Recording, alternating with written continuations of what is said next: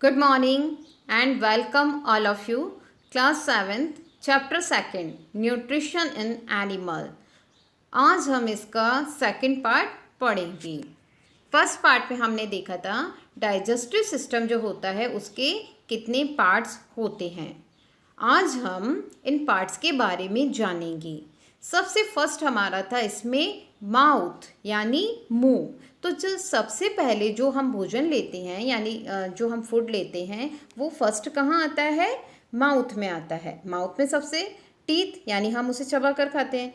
तो यहाँ हम देखेंगे कि जो टीथ होते हैं वो कितने टाइप्स के होते हैं। आप डायग्राम में यहाँ देखेंगे बैक साइड में जो यह 3 टीथ का पेयर है, यह 6 हो गए। ये होते हैं मॉलर टीथ। फिर इसके पास में यहाँ पे 2 टीथ के पेयर्स हैं जो कि कहलाएंगे प्री मॉलर। फर्स्ट है मॉलर, सेकंड प्री मॉलर। यहाँ पे ये जो सिंगल टीथ है अपना यहाँ पे कैनन, और आगे के जो यह 4 टीथ हैं जिनसे हम जैसे अपनी भोजन वगैरह होता है उसे टुकड़े करना, काटना, बाइट करना, तो यह कहलाएंगे इंसिसर। रिपीट करेंगे वापस, molar, premolar, canine and incisor. तो यह तो हमारे हो गए टाइप ऑफ टीथ्स। अब हम इसमें देखते हैं मिल्क टीथ कौन से हैं, परमानेंट टीथ क्या होते हैं। The first set of teeth grow during infancy and they fall off at the age between 6 to 8 years. These are termed milk teeth. Milk teeth कौन से होते हैं? जो बच्चों में होते हैं और ये मोस्टली 6 to 8 years के बीच में एक बार टूटते हैं, यानी वो मिल्क टीथ कहलाएंगे। The second set that replace them are the permanent teeth. The permanent teeth में लास्ट थ्रू आउट लाइफ और fall off during old age और due to some dental disease. यानी फर्स्ट जब बच्चों में एक बार दांत आते हैं 6 से 8 वर्ष की उम्र में ये टूटते हैं, तो इन्हें हम बोलेंगे मिल्क टीथ, यानी कच्चे दांत आते हैं एक बार।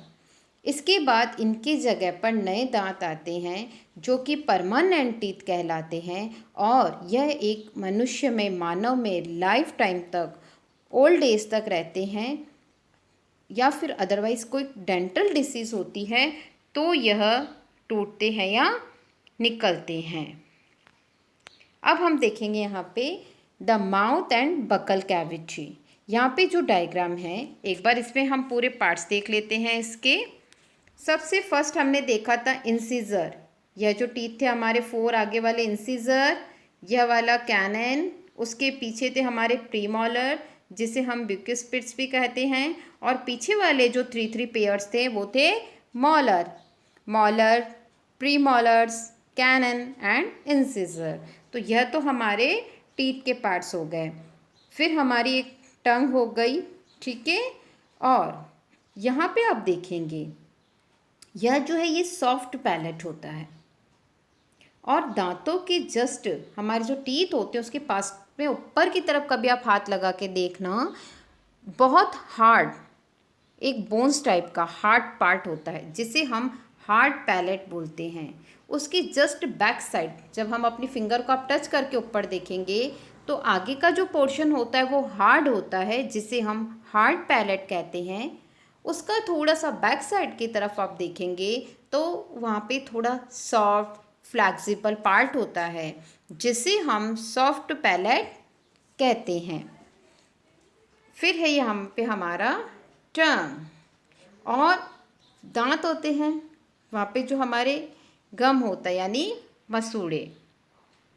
Food is taken into the body through the mouth. आप सभी जानते हैं कि हम फूड को कैसे टेक करते हैं, through the mouth. The process of taking food into the body is called incision. We chew the food with the teeth and break it down mechanically into small pieces. Each tooth is rooted in a separate socket in the gums. Our teeth vary in appearance and perform different function.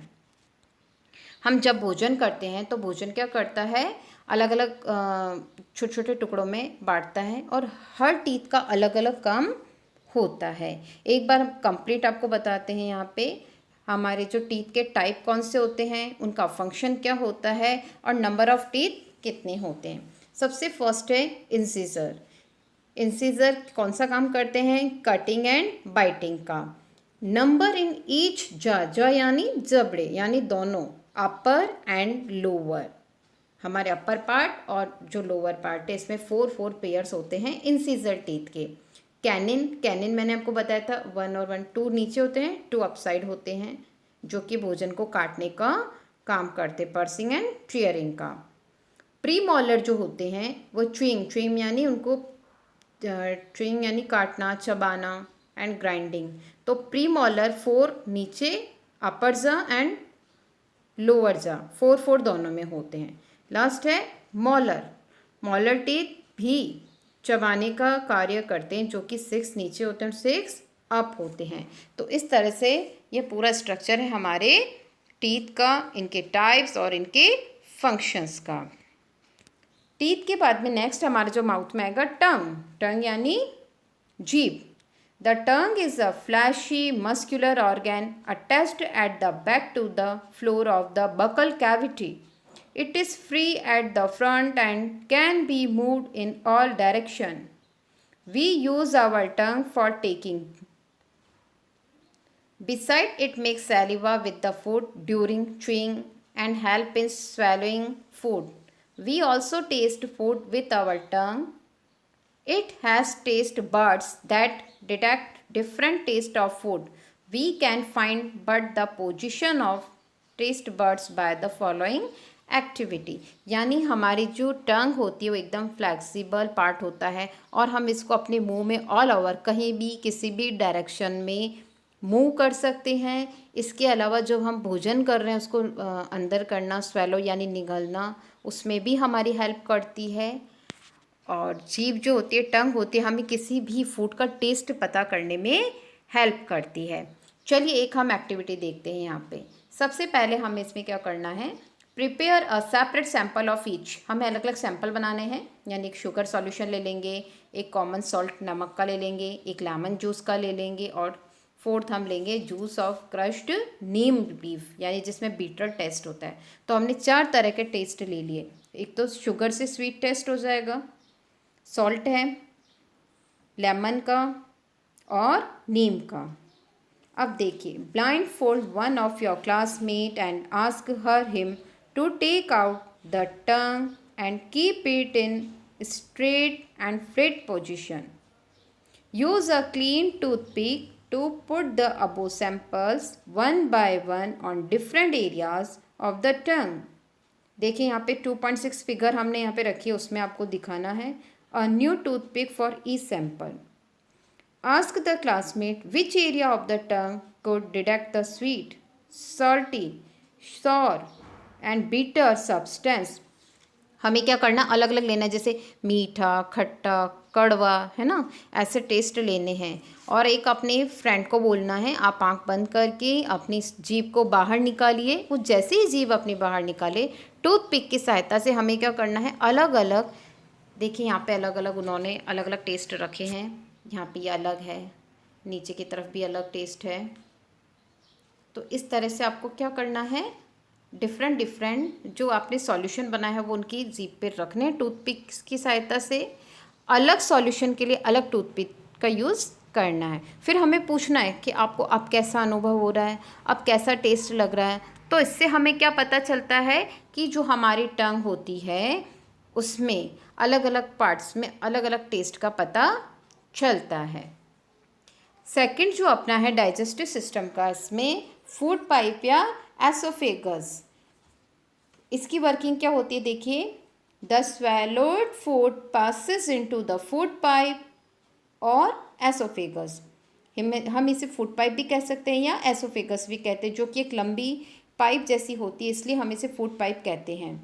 The food pipe runs along the neck and the chest. Food is pushed down by movement of the wall of the food pipe. Actually, this movement takes place throughout the alimentary canal and push the food downwards. At times the food is not accepted by our stomach and it vomited out.